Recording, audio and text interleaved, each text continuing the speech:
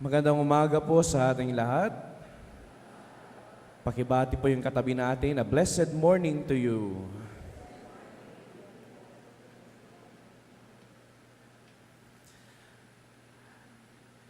Kung tayo nakinig sa ating mga pagbasa, yung first reading natin, tsaka yung ating ebanghelyo, mga pagbasang ito'y nagpapahayag ng pasasalamat at pagpupuri sa Diyos. Sa unang pagbasa natin, narinig natin si Ana na nagpapasalamat dahil matagal na siyang humihiling na magkaroon din ng anak. At nung nagkaroon siya ng anak, kanyang prinisenta sa Panginoon, kanyang ibinalik at nagpasalamat para itong batang ito ay makapagsilbi din later on sa ating Panginoon. Sa ating gospel reading, narinig natin ang kanta ni Maria, o madalas nating tinatawag na Magnificat. Ito ang kanyang awit ng pasasalamat. Kahit alam naman natin, no, na marami pa siguro mga katanungan, wala pang klarong mangyayari talaga, pero nagtiwala si Maria at before ng kanyang pag-awit, before ng kanyang Magnificat, ay kanyang binisita ang kanyang pinsang si Elizabeth at nakita rin niya yung biyayang tinanggap ni Elizabeth galing sa Panginoon. Alam natin, no, si Elizabeth ay wala silang anak, matanda na sila, pero pagdating ni Maria, nakita niya na nagdadalang tao ang kanyang pinsang si Elizabeth. Pagkatapos ng visitation, ito na, si Maria ay umaawit na punong-puno ng pasasalamat ang kanyang puso. Alam ninyo, sa mga kapanahunan na ito, madaling mainggit. Ay, mas maganda yung bahay nila, parang mas maganda yung trabaho, parang mas malaki yung sahod, mas maganda yung regalong natanggap, mas maganda yung dekorasyon ng bahay nila. When we try to compare ourselves with other people, especially ngayong panahon ng Kapaskuhan, ang daling mainggit. Yun ay kung hindi natin nakikita yung mga biyayang ating mismong tinatanggap galing sa Panginoon.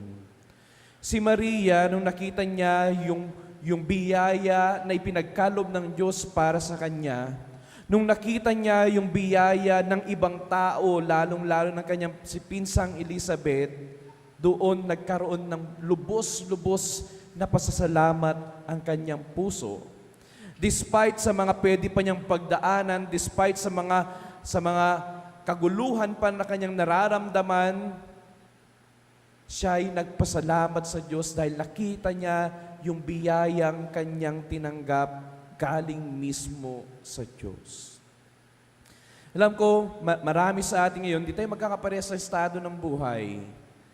Yung iba siguro, ngayong taon na ito, natanggap nila yung inaasam-asam nilang mga panalangin. Siguro yung iba sa atin ngayon, masabi natin na ngayong taon na ito, dumating yung mga breakthroughs sa buhay nila. Pero alam din natin na marami sa atin yung nagdadalamhati, perhaps nawalan ng mahal sa buhay ngayong taon na ito. Marami siguro dito yung wala pang trabaho.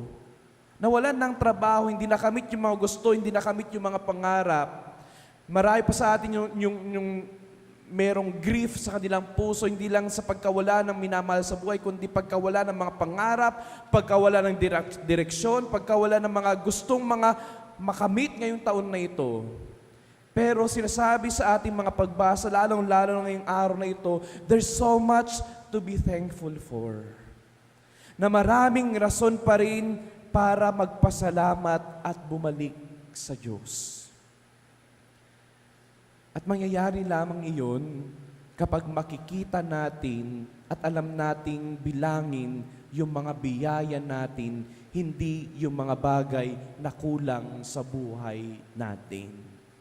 Because when we count the things that are lacking right now in our lives, hindi tayo magkakaroon ng pusong nagpapasalamat.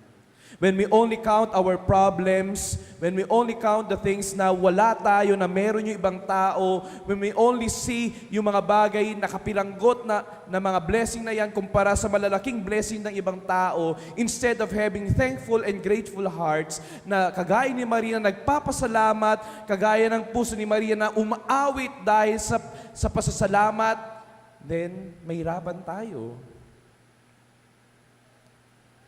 Mapupuno yung puso natin ng galit, ng inggit. Mapupuno yung puso natin ng mga maling emosyon, and that's why we run away from God. Sabihin natin, bakit ako? Bakit ito lang? Bakit sila ganun? Bakit ito lang yung regalo kumpara sa kanya, oh?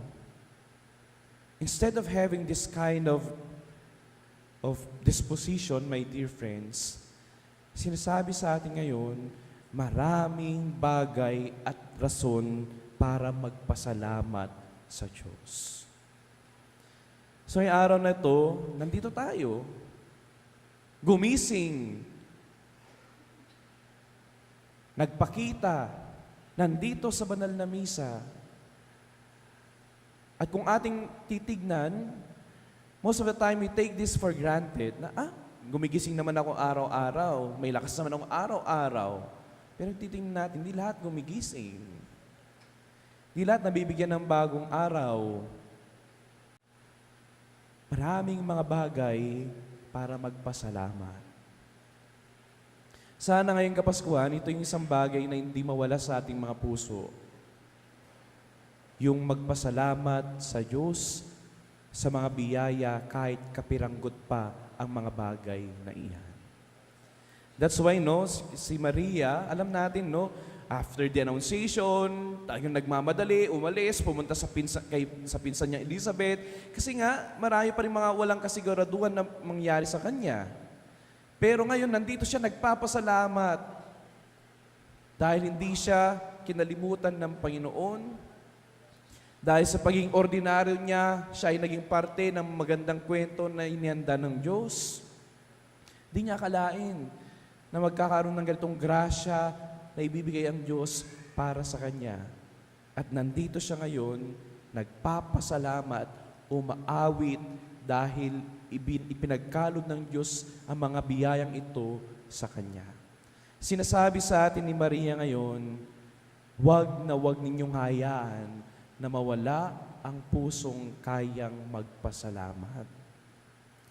Pangalawa, sa ating ebanghelyo, narinig din natin, pagkatapos siyang magpasalamat, pinahayag niya kung sino at kung anong klaseng Diyos meron tayo. Sinabi niya dito na meron tayong Diyos na iaangat yung mga nagpapakababa. Narinig natin na sinabi ni Maria na meron tayong Diyos na laging tapat. Pinahayag ni Maria na hindi lang pasasalamat, kundi pinahayag niya kung anong klaseng Diyos meron tayo.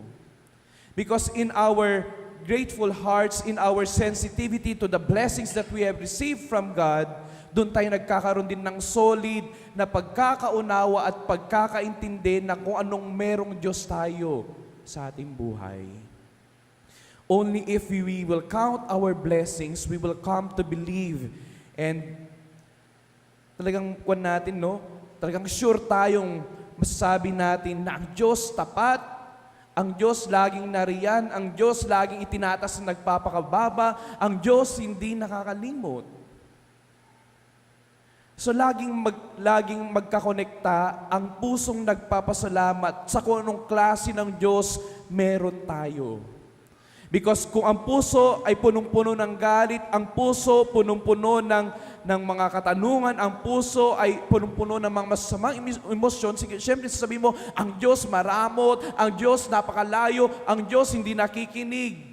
But when we are convinced that we have a God who is always there, who gives us the things na kailangan natin, hindi yung mga luho natin, then sabi natin na ang Diyos tunay na nariyan. Ang Diyos ay buhay. Ang Diyos ay nakikinig. Ang Diyos ay hindi nakalilimot. ang Diyos ay laging nariyan. Kaya nga siguro, no? Kaya nga, Emmanuel, God is with us. Kasi sa lahat ng mga narinig nating mga tauhan, lahat ng mga taong ginamit ng Diyos, parang plano niya ay talagang mangyari.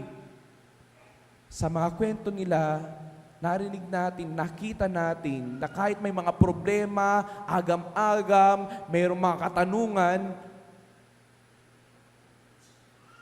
God was so clear. Nandoon ang Diyos na gumagalaw, nandoon yung Diyos para magbigay ng kapanatagan sa kanilang puso. Kaya paulit-ulit na sinasabi ng anghel sa kanya, huwag kang matakot, huwag kayong matakot.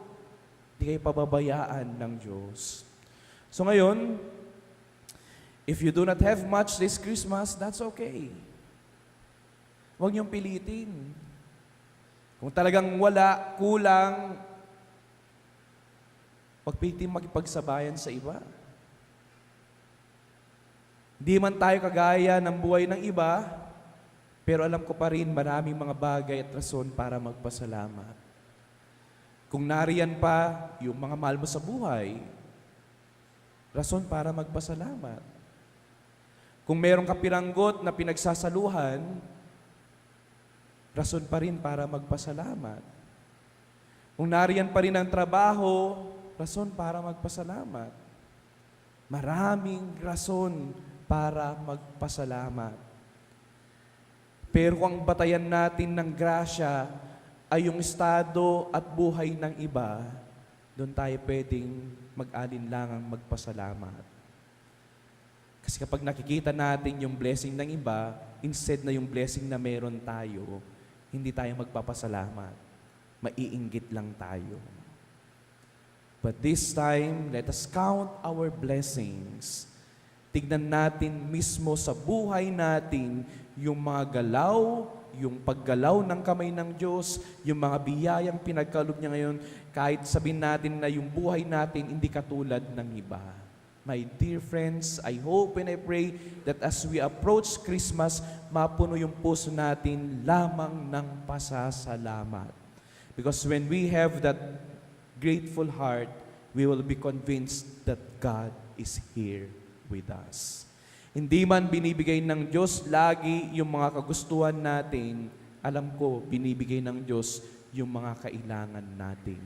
Naway ang mga puso natin tulad ni Maria, araw-araw na nagpapasalamat at nagpupuri sa Diyos. Amen.